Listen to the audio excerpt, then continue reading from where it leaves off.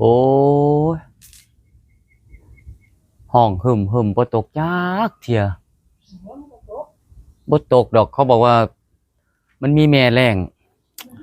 อีหลีแม่แล้งมีตกอ้อมไปหมดเลยเขาบอกว่า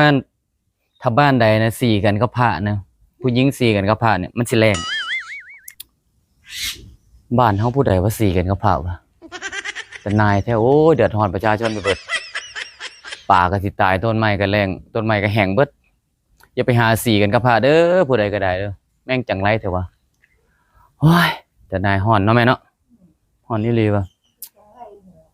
จังไรไปทั่วทิศทั่วแดนโอ้พระก็บ่ธรรมดาเด้อเนาะ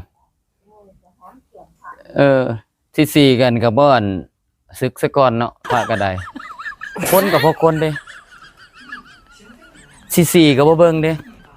ว่ามันห่มผ้าเหลืองบ่โอ้ยแต่นายอีหลีแม่เนาะเขาเรียกว่าเสพสังวาสนะ